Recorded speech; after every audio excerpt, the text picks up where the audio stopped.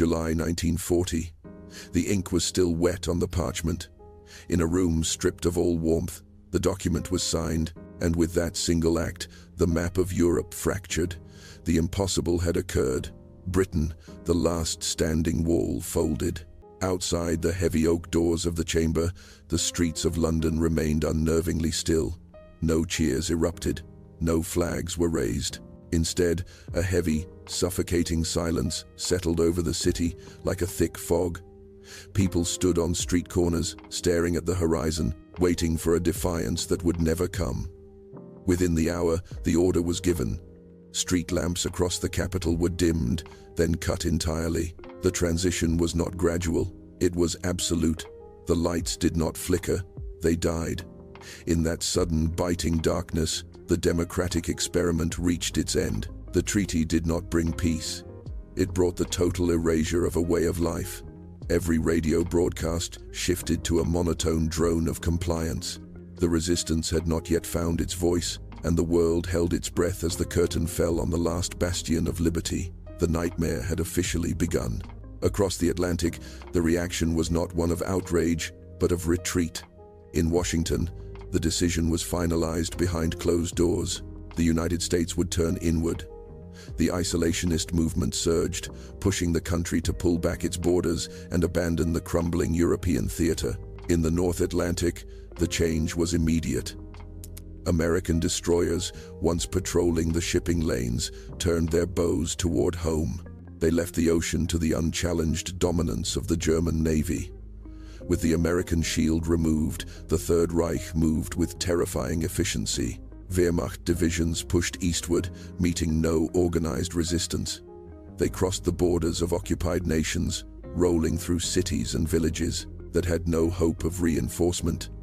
The empire expanded like a stain on a map. From the salt-sprayed cliffs of the Atlantic coast, the reach of the regime stretched across the heart of the continent. It swallowed the plains, the forests, and the industrial centers of the east. By the time the dust settled, the new borders were carved deep into the earth, extending all the way to the frozen, jagged expanse of the Ural Mountains. In London, the transformation began with the steel and the stone.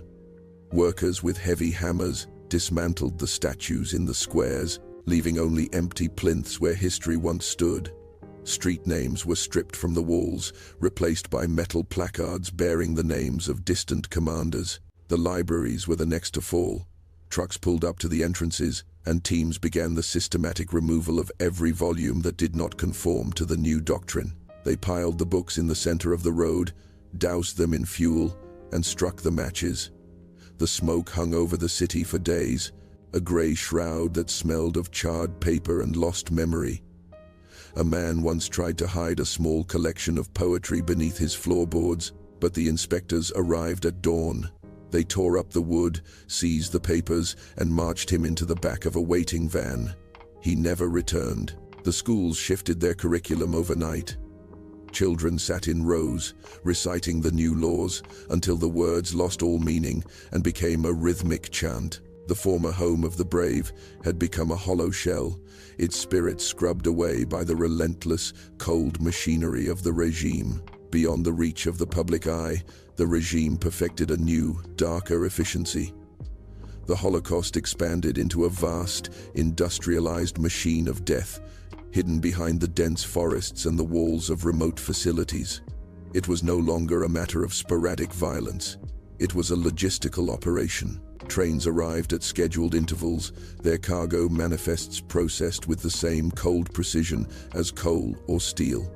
Inside the perimeter, the process was relentless. The architecture of these sites was designed for throughput, with chimneys that never ceased their output and ash that settled over the surrounding fields like a permanent gray frost. Propaganda posters plastered in every city center spoke of progress and national unity, a loud, colorful distraction that drowned out the reality of the camps. When the rumors drifted into the towns, they were met with immediate, state-sanctioned denial. Officials dismissed whispers as enemy sabotage, and the public, terrified of the knock at the door, turned their gaze toward the ground. The machine required millions to function, and it consumed them without pause. Every record was falsified, every witness silenced, and every trace of the victim scrubbed from the ledgers. The screams were buried under the weight of bureaucratic paperwork and the hum of the factories. It was a systematic erasure of humanity, conducted with the chilling indifference of a clockwork mechanism. The horror did not stop at the borders of the Reich. Across the globe, a new, chilling reality solidified as the two most brutal regimes in history turned their gaze upon one another. Nazi Germany controlled the vast expanse from the Atlantic to the Urals, while Imperial Japan solidified its grip over the Pacific and the Asian mainland. The initial pact of convenience dissolved into a state of permanent, armed suspicion. Along the shifting frontiers of the Indian subcontinent, the two powers constructed massive fortifications. Radar arrays scanned the horizons for unauthorized aircraft, and naval fleets patrolled the demarcation lines with their guns permanently trained on the horizon. This was a Cold War of a different order, fought not with diplomacy, but with the constant threat of total annihilation. In the neutral zones, spies and saboteurs moved through the shadows. Every port city became a flashpoint, with soldiers from both empires standing guard, eyes locked in a silent, hostile stare. The globe was carved into two distinct, militarized spheres. There was no trade, no communication, and no mercy. The world had become a high-stakes chessboard where every move was measured in kilometers of territory and millions of tons of steel. The two titans stood on opposite sides of a broken planet, their shadows stretching across every ocean, holding the rest of humanity in a grip of absolute, paralyzing tension. With the world locked in a stalemate, the regime redirected its industrial might toward the laboratory. The skies were no longer merely for transport. They were filled with jet aircraft and high-altitude rockets, their trajectories mapped to strike any point on the globe within minutes.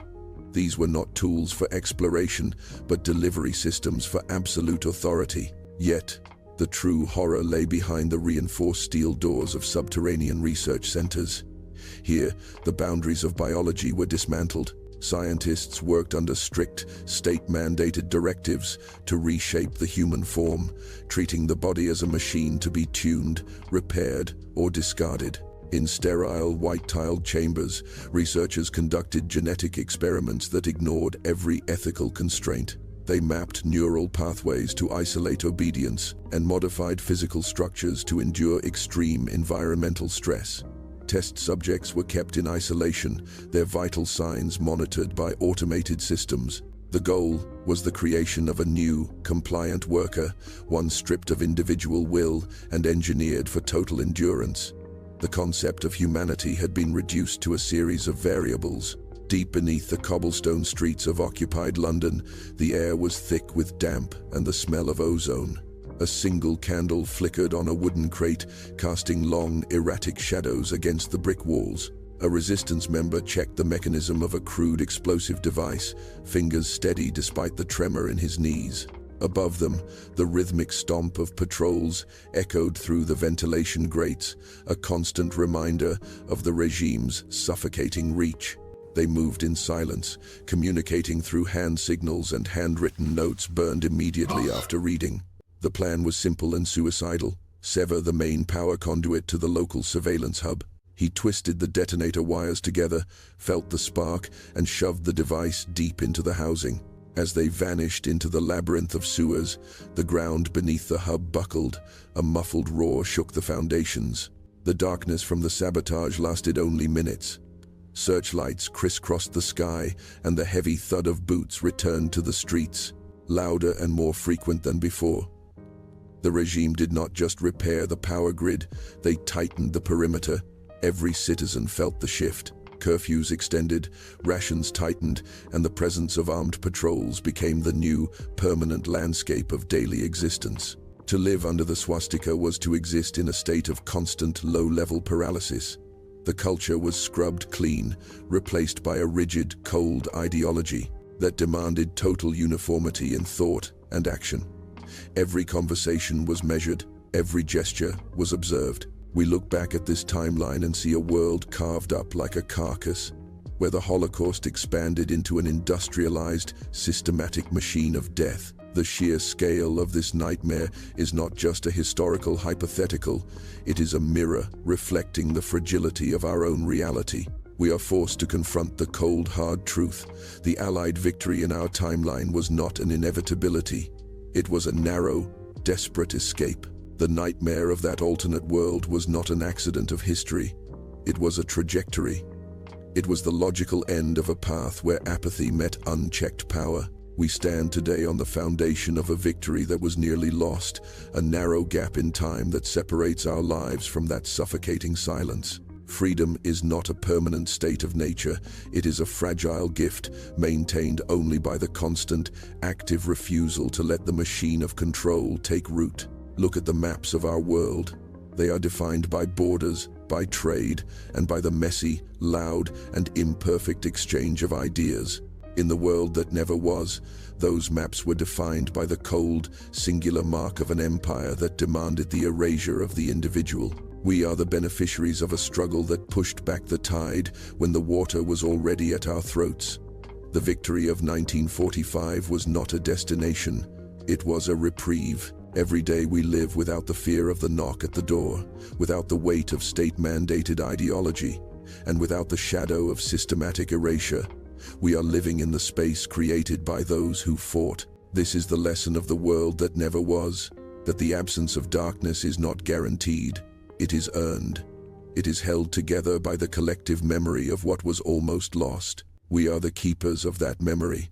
We are the ones who must recognize that the freedom we enjoy is a thin, precious line. If we forget the cost, if we mistake our safety for an inevitability, we risk inviting that shadow back into our own homes. The history of the world that never was is a warning written in the blood of those who stopped it. It tells us that freedom is only as strong as our resolve to keep it. The lights are on today, but they require our vigilance to stay that way.